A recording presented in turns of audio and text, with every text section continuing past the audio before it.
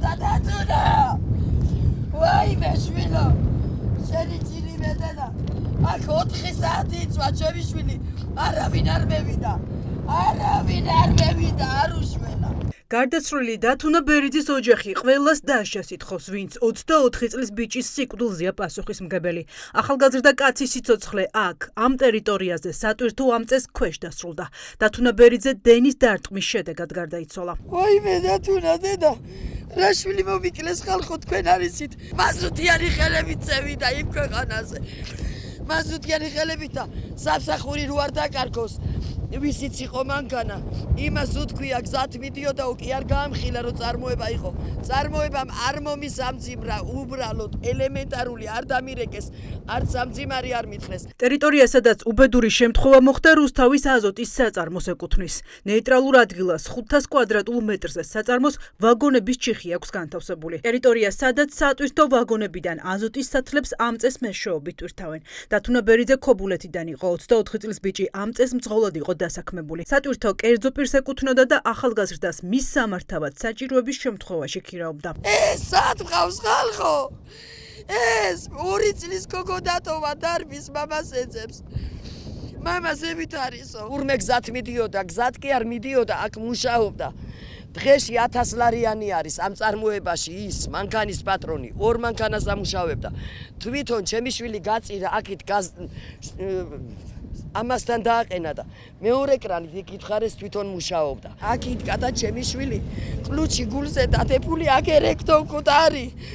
შუქი რო გეეთიშათ, ყველაფერი შეიძლებოდა. დენი ყურებიდან სისხლი გასხმულა. უბედური შემთხვევის დღეს მამამ დათუნა ბერიძე ადგილზე დატოვა. 3 საათში კი დაურეკეს და უთხრეს, რომ შვილს დენმა დაარტყა და გარდაიცვალა. ირკვევა, რომ ახალგაზრდას მუშაობის პროცესში ამწე გაუფუჭდა და მის შეკეთებას ცდილობდა. ამ დროს ქარმა ამწეს ისარი მაღალი ძაბვის სადენებისკენ გადაისროლა და ახალგაზრდა ადგილზე დენის დარტყმის შედეგად გარდაიცვალა. რო დაურეკე, მამაო დავამთავრე სამუშაო, ბოლო პადიუმი უნდა ამევიღო და დავკეცავ კრანს და მომაკითხიან რაღაცაო. კარგია. დროს ტრელის შეტრიალება დაუწყებია, გამსკდარა შლანგი აგერ. ეს ზეთს შლანგი გამსკდარა. მე რომ მოვედი, სტრელა დადებული, შლანგი გახეთქილი, ბაღანა მკვდარი მანქანის ქვეშ როგორ წევიდოდა. აქ იყო ბაღანა მკვდარი. გარდაცვლილის ოჯახი ამბობს, რომ აზოტის საწარმოს ტერიტორიაზე უსაფრთხოების ნორმები დაცული არ იყო. იქ, სადაც მაღალი ძაბვის გადამცემი ხაზები და გამაფრთხილებელი ნიშნებია, ამწე ახლოს არ უნდა მდგარიყო. ეს ყველაფერი კი ვაგონების ჩიხის უსაფრთხოების წარმომადგენელს უნდა გაეკონტროლებინა. აქ მანქანა არ უნდა მდგარიყო. მე დილას გავაფრთხილე, რომ აქ არ დადგეთ. მე პრობლემა არ არის, ცოტა მოშორებით რომ მდგარიყო. იქ არაფერია. შეხედე ბრალიოდი რამხელა. თვითონ როგორც კრანის ოპერატორი სამუშაო პროცესს რომ მორჩა, უნდა წასულიყო და სხვაგან რემონტებინა ის კრანი. ძალიან ძნელი ზედამხედველი თქვენ საწარმოებში. ყავს დაქირავებული უსაფრთხოების ისა, რომელიც არ იყო ადგილზე. იმ წუთას არ იყო ადგილზე, იმ წუთას არც მე არ ვიყავი ადგილზე.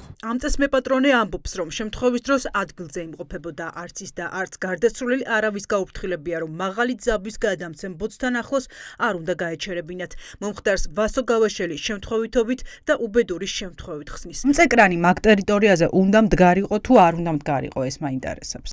რამოდენიმეჯერ გვაქვს მამუშევარი, მარტო ერთხელ არა, ბევრჯერ გვიწევდა მუშაობა. უსაფრთხოების სამსახური საწარმოს ტერიტორიას ვინც აკონტროლებს.